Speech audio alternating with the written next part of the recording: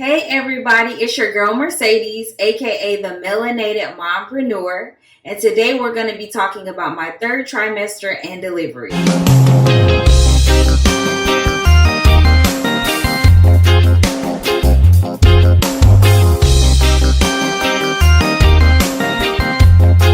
Before getting started, I want to acknowledge all of my returning viewers and subscribers. Thank you so much. To all of those just tuning in for the first time, I want to welcome you and encourage you to like this video, comment, and subscribe to my channel so that you don't miss a thing. My third trimester was very difficult, to say the least. And I don't think my words in this video will be able to truly describe or truly convey what I felt during my experience. But I'm going to do my best. So at 31 weeks, I was awakened by the sensation of liquid leaking. And I thought, oh no, my water has broken. So I got up out of bed, I turned on the light, and I noticed that it wasn't water, it was blood. And there was a pool of blood in the bed.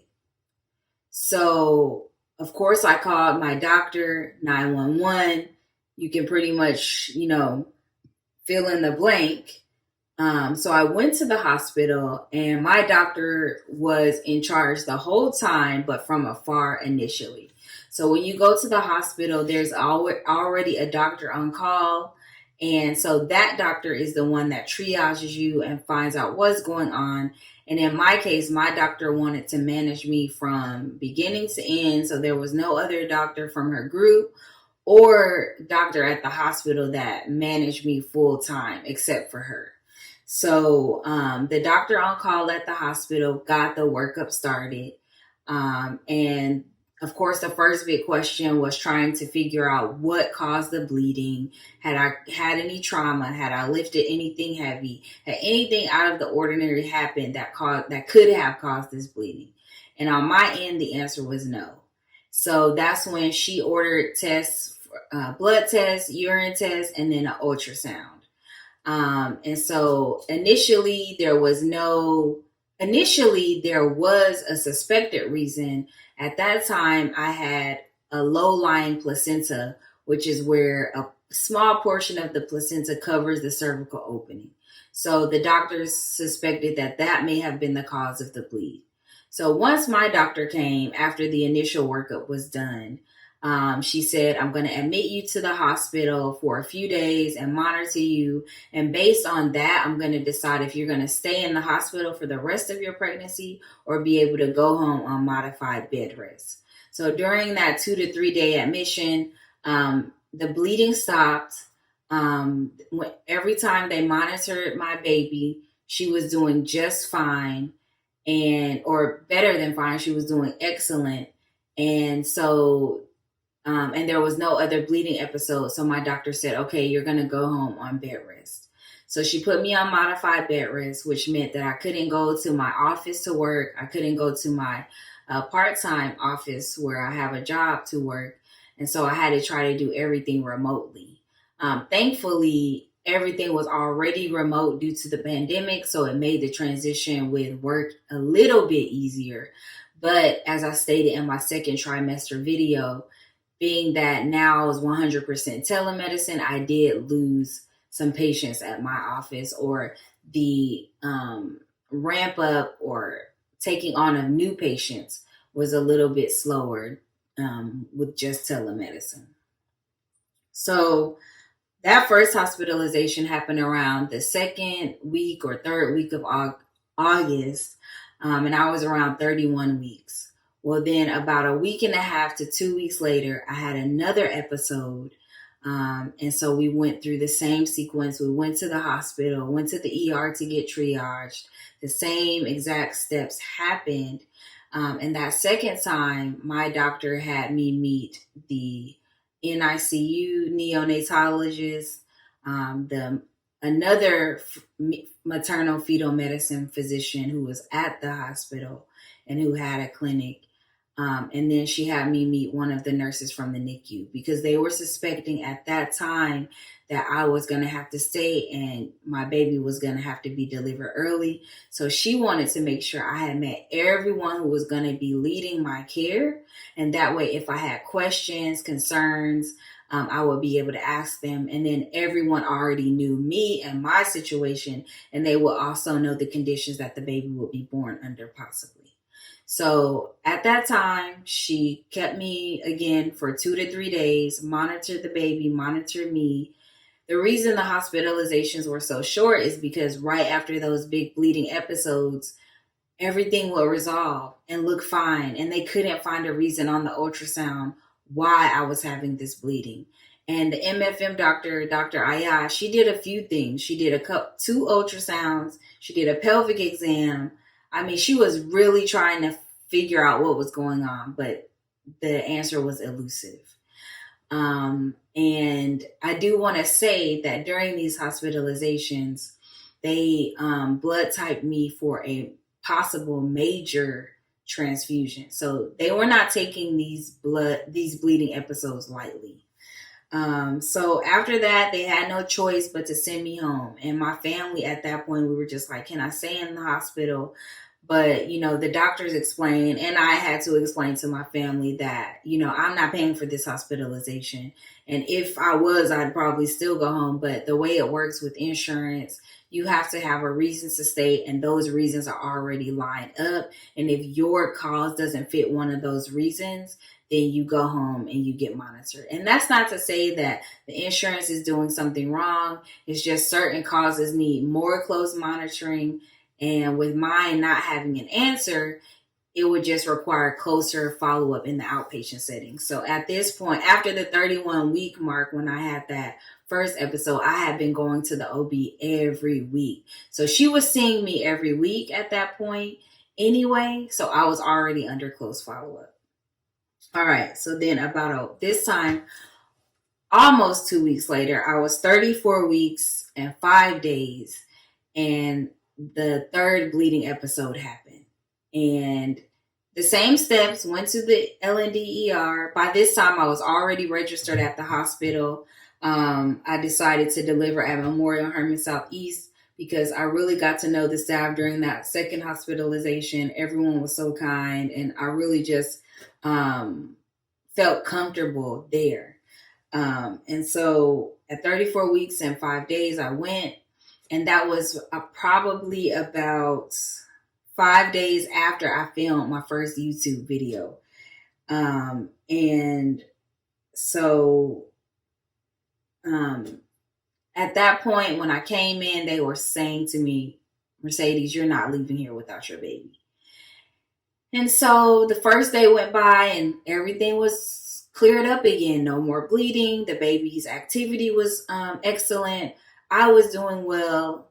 Then the next day happened, and during that second day, I came over in the morning, I should say. It wasn't really the second day. It was later that day because I had came so early, like 3 or 4 in the morning. But later that day, during one of the monitoring, the baby's activity level decreased. And that was the first time that ever happened. And so I thought, well, maybe the baby's just sleeping. It's okay. We can try to keep going because I really wanted to try to make it to 37 weeks so she would have the best chance of being healthy and not having to be in the NICU. Well, Dr. Freeman came in and she sat on the bed. So I was like, okay, maybe this is a little bit more serious. And she said, look, sometimes God sends us signs. And this is one of those times where we need to listen. She said, yes, I could possibly try to push it out and, try to get closer to 37 weeks. But she said with the baby's activity decreasing, that may be the baby telling us she needs to come out. Something's wrong. So she said, I'm not going to prolong it anymore. She said, I do not, she's proactive and not reactive. And that's how she has the best outcomes for her patients. And she's not going to change that starting with me. So we proceeded to delivery. So,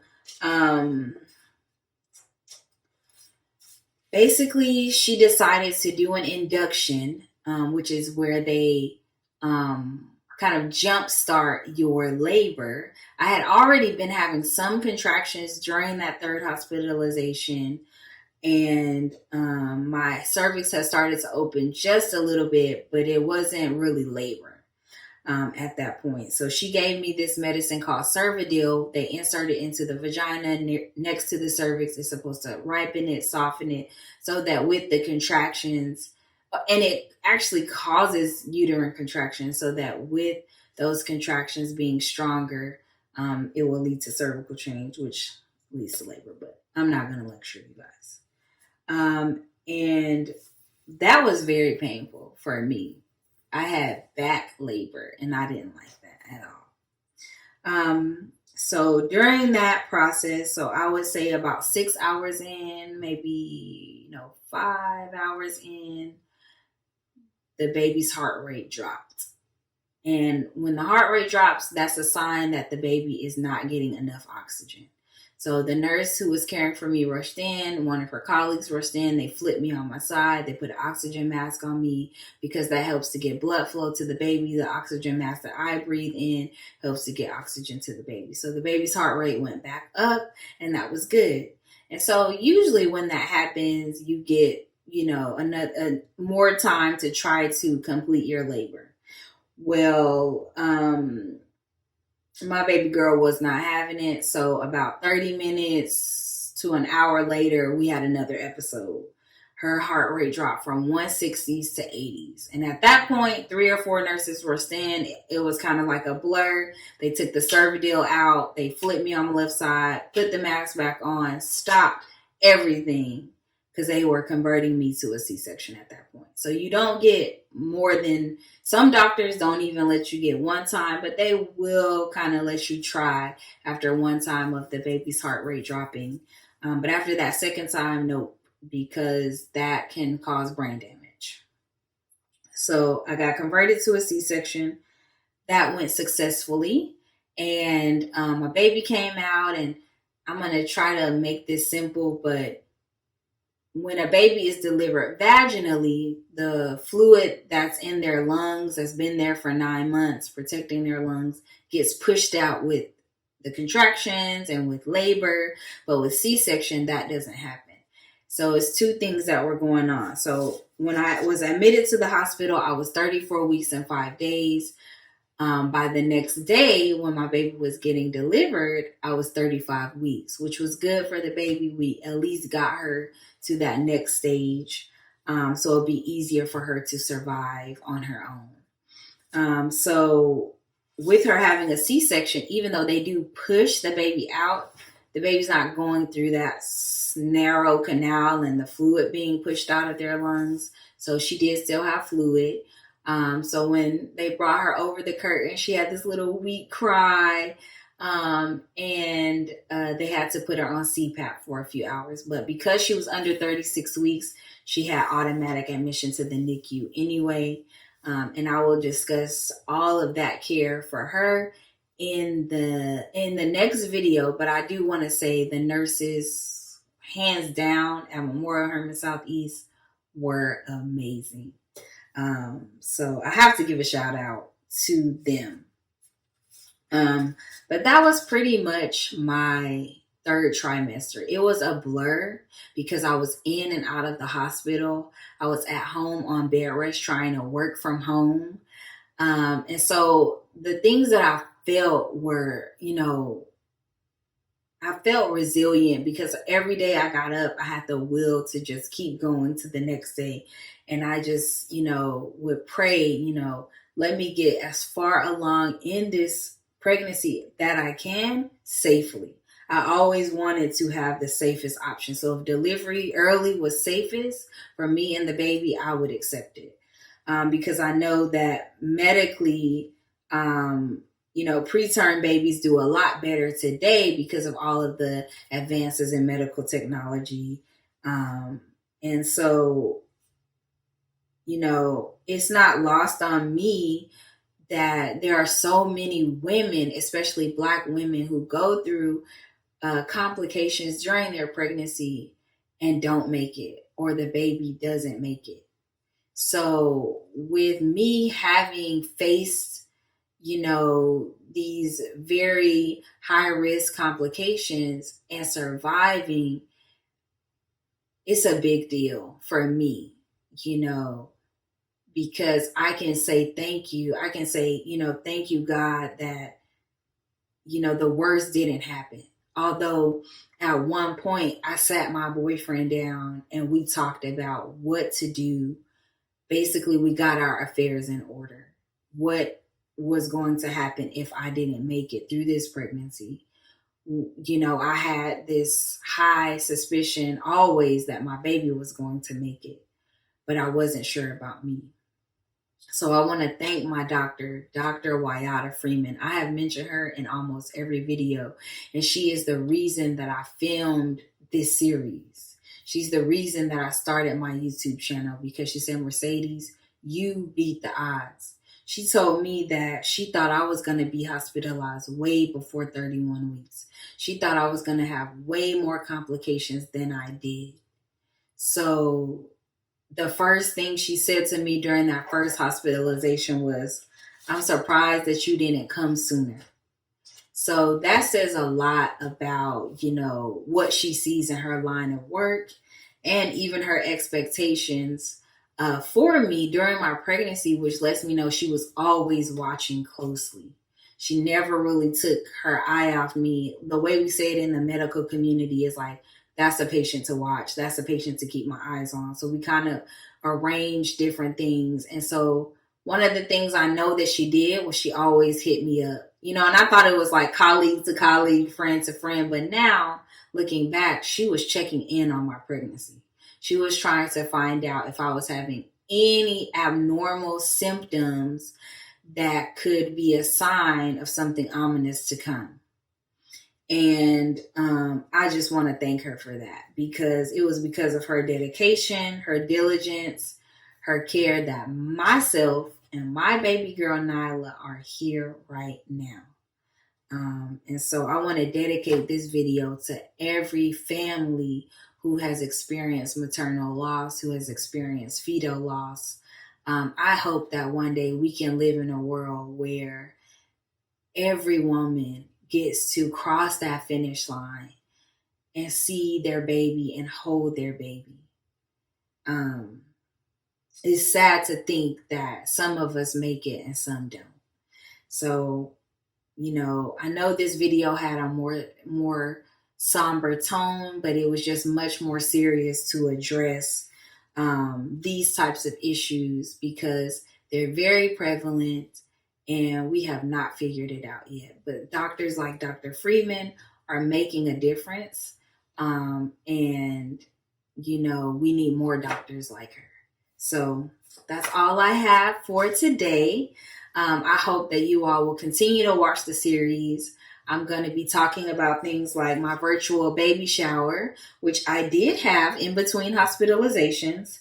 And I'll be talking about the postpartum period, taking care of my newborn in the NICU, which is definitely a big video for moms to be to watch, because I get a lot of questions about, how do you breastfeed when your baby's in the NICU? How do you bond with your baby? And so I can answer a lot of those questions, having gone through the experience. So that's it.